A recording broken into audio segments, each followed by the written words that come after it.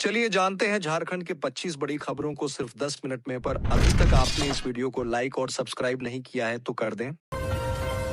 झारखंड में मौसम सामान्य रहेगा। बारिश के आसार नहीं। 14 अक्टूबर से मानसून की वापसी संभव। रात के तापमान में होगी गिरावट। धनतेरस से पहले रिकॉर्ड तेजी। रांची में सोना 5 दिन में 4,500, चांदी 12,000 रुपए हुई महंगी। बिजली चोरी में 1,297 पर केस। रांची में 54 मामले। जेबीवीएनएल की एपीटी टीम ने राज्य भर के 8,893 घरों में की छापेमारी। 48 करोड़ 72 लाख में डेवलप होगा रांची के बस स्टैंड। 3 एकड़ में बनेगा आईटीआई बस स्टैंड। सरकारी बस डिपो और खादगरहा स्टैंड को भी मिलेगा नया रूप। दीपावली और छठ पर मात्र 2 घंटे पटाखे फोड़ने की छूट। रात 10 बजे के बाद आतिशबाजी पर रोक। मंत्री इरफान अंसारी के स्टंटबाज बेटे का वायरल वीडियो पहुंचा डीसी के पास। कार्रवाई की तैयारी में जिला प्रशासन। सारंडा में जोरदार धमाका। एक कांस्टेबल शहीद, इंस्पेक्टर और एएसआई घायल। झारखंड के गोमो में ऑनर किलिंग का सनसनीखेज मामला। प्रेमिका के परिजनों ने प्रेमी की हत्या कर घर में छिपाया शव। ट्रेनों से भी लंबी है वेटिंग लिस्ट। छठ दिवाली पर पहली बार चलाई गई इतनी स्पेशल ट्रेनें। जान लीजिए बस ट्रेन का किराया। दुमका में शिक्षक ने छात्रा के नाम से बनाया फर्जी सोशल मीडिया अकाउंट। पोस्ट कर रहा गंदी बातें। थाना पहुंचा मामला। पाकुद के हिरणपुर में दर्दनाक हादसा। पत्थर लदा हाईवा पलटने से घर में सोए व्यक्ति की मौत। आक्रोशित ग्रामीणों ने किया सड़क जाम। जयराम की पार्टी तय करेगी कौन जीतेगा घाटशिला का रण। एक बयान से मची खलबली।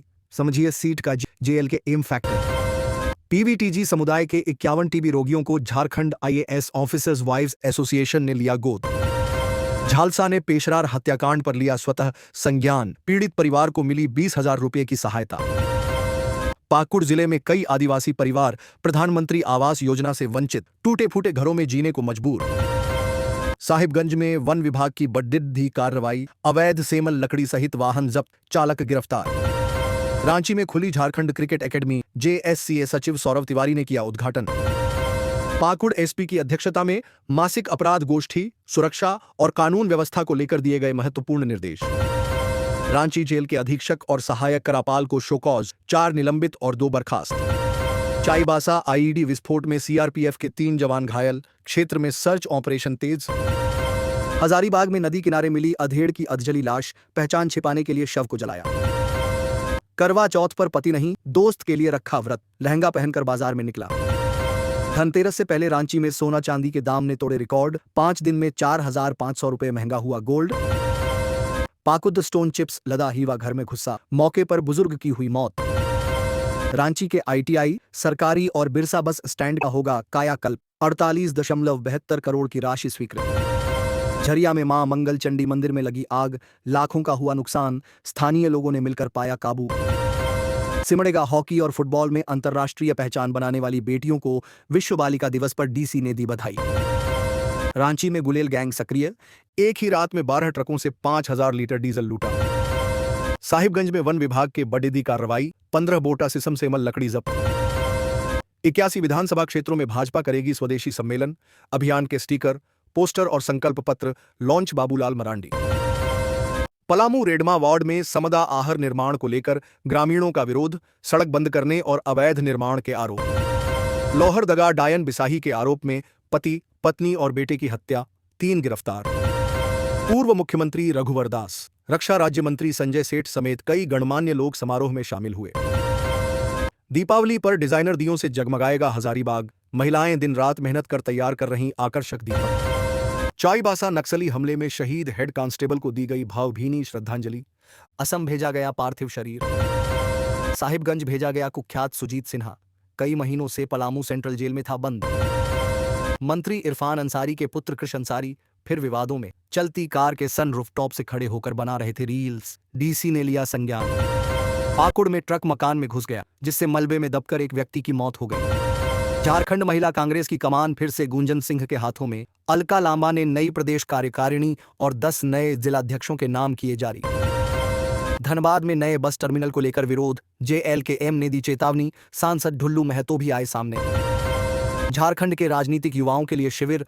पूर्व विधायक विनोद सिंह और ज्ञान द्रेज ने बताई अहमियत। धनबाद में बाइक सवार की संदिग्ध मौत। परिजनों ने लगाया पीट पीट कर हत्या करने का आरोप। रांची में आयोजित 3 खेलों की राज्य स्तरीय प्रतियोगिता संपन्न हो गई है। अब हॉकी और तीरंदाजी में खिलाड़ी अपना दम दिखाएंगे।